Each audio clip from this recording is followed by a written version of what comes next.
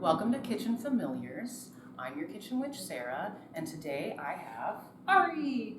I'm producer Ari. The wizard behind the curtain. Yep, I man the camera and sometimes talk at you too. Yes, tell me what to do. When you Yes, need directions. my boss. Yeah, absolutely. Yeah. And today we're going to be making a holiday recipe for dogs. So a lot of people wonder, what can I feed my dogs during the holidays? There's a lot of misinformation out there about what is okay to feed to dogs off the table. There's a lot of people who say absolutely no table scraps. Well, I'm here to tell you that real food is the best option for your dog. So absolutely feed your dog table scraps. It's also a good way to get rid of leftovers. Yeah, I mean, that's why dogs were domesticated in the first place, right? Mm-hmm. At home, I have pre-prepared these little pie crusts. These crusts are made with 400 grams of gluten-free almond flour. I mixed in a little bit of coconut flour because I ran out of the almond flour. I used a quarter cup of melted unsalted butter.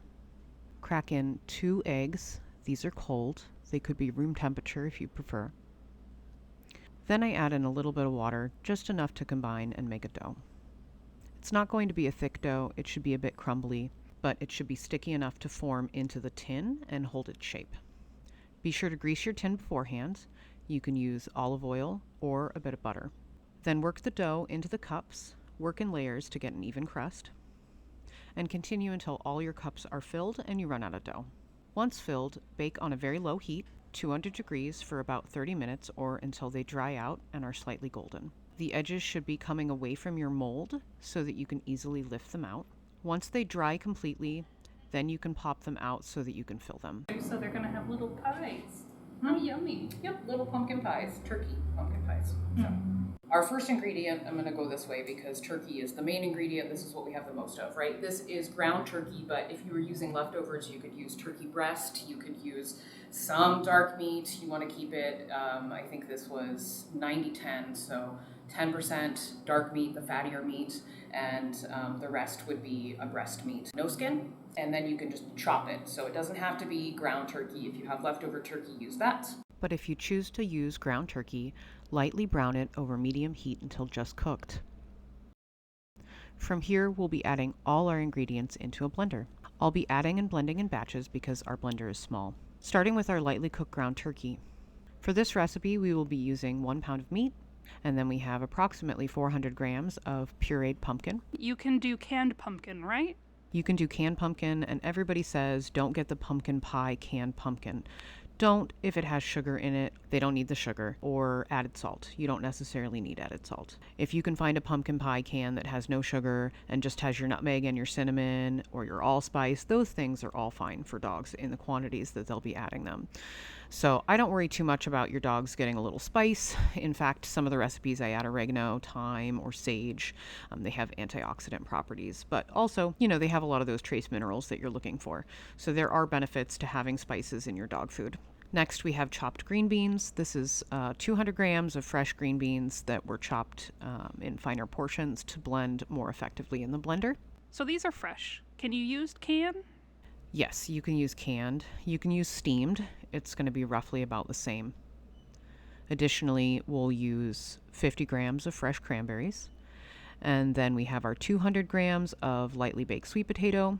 I bake this with our little pie crust to reduce the cooking time. First, I punched holes in them with a fork and then put them directly on the rack next to the crusts. Once cooled, you can chop the sweet potato into manageable chunks for the blender. You can leave the skins on for the benefit of the extra fiber. Next, we'll add in 50 grams of turkey heart. So if we're talking about table scraps, basically when you get a turkey, a lot of times they would have the entrails inside the turkey.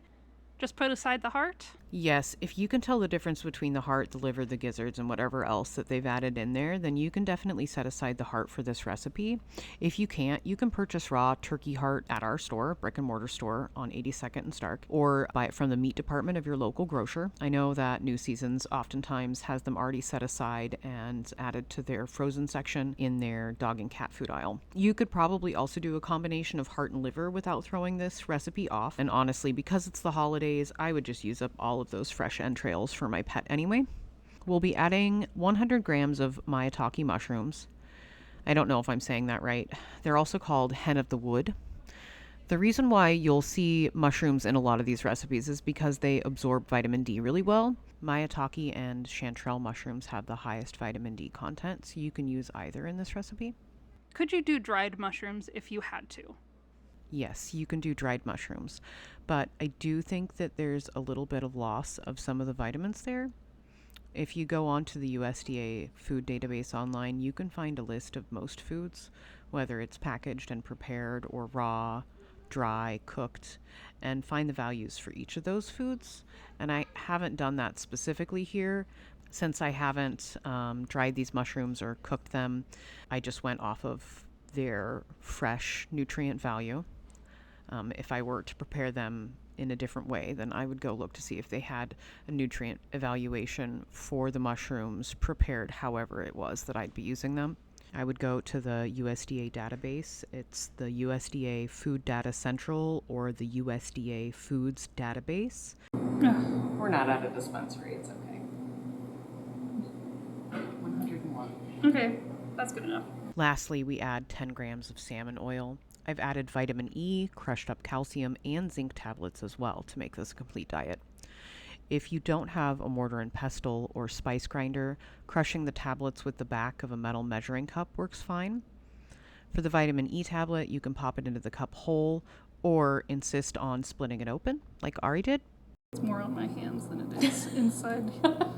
You know what? We should just drop this in here. That's what I said. I was not listening, apparently. Sorry. And then we add just a little bit of water here to make sure it all comes together in a sort of pourable slurry. So are we cooking all of this after blending? No, we're just filling these crusts. Some of these ingredients are already cooked, so we've got a nice combination of raw and cooked ingredients. If you wanted to, you could put the cranberries and heart mushrooms and whatever else you'd like into a crock pot so that everything has a chance to cook down a little bit. That way, if your dog doesn't digest raw vegetables very well, this would be easier for them to digest. Most dogs do pretty well with a rotational diet. We're under the assumption that there's going to be some upset stomach when we change foods, but once a dog is on a rotational diet and their gut microbiome has a chance to establish a variety of good bacteria, then they are set up to rotate through proteins and starches, and you get those good bacteria out competing the bad bacteria, and overall you're going to see better health. There was a study done, I'll see if I can find the link and add that below, where they tested dogs on a rotational diet. They tested their microbiome to see what sort of bacteria were present. And it showed that while the dogs did have some intermittent soft stool, maybe even bordering on diarrhea, the microbiome itself was flourishing and they eventually did level out, went back to having normal stools. So there might be some fluctuation when those good bacteria are getting established. And just remember that variety is the spice of life, both for us and our dogs. They deserve to have new foods, new experiences, and also the sciences behind that being beneficial for them in the long run, sort of despite what we may have been taught previously. Your dog doesn't need to eat the same food from the beginning of life to the end of life. Now, the recipe makes about 12 of these pie crusts. However, Nico, who's been in one of our videos, did eat several of these just empty. So we're down a couple. But hopefully, if I planned it right, we'll have enough filling. And then how much do you fill them? It looks like you're putting quite a lot. Yes, yep, we're filling them very, very full. My intention with these was to freeze them and feed them frozen. So I was gonna fill them up, put them back in a pie tin and freeze them, and then just give them to my dog frozen. However, if you don't want to feed them frozen, you don't have to. And when we bring Fen in here, she's gonna eat one today. The meal is balanced if you use all of the pie crusts and the filling. So we're just trying to make it as equal as possible. The meal is one pie. For my dog, the meal is 1 pie. For a larger dog, the meal might be. Nico definitely would have 2 pies at least for one meal, yeah. So as long as you're weighing out your pies after you've filled them, then giving your dog the right weight, you should get the right amount of calories per gram based on what your dog needs. And I think I mentioned this before, there's a calorie calculator online.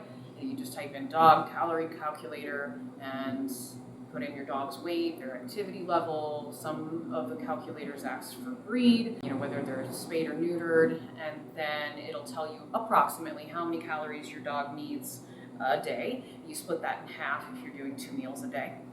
So we can do that. Okay. And are we ready to give Finn their treat? Yeah, I will bring her in.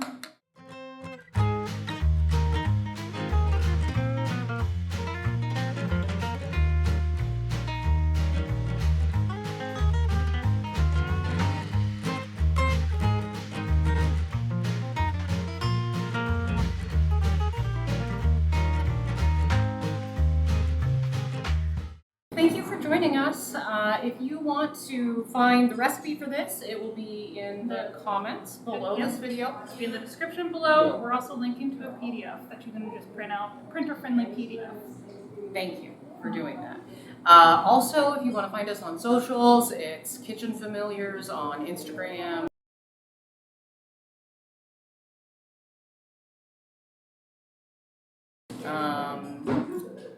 And that's it. Yeah. All right. I'll see you next time. Thank you. Bye.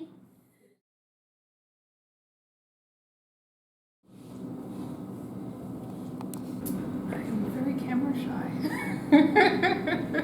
Welcome to my world. Oh my god. I know it doesn't matter that much, but it matters to me. Look at you. You would think I'd be used to being on camera, but I'm never used to being on camera. Where'd the other one go?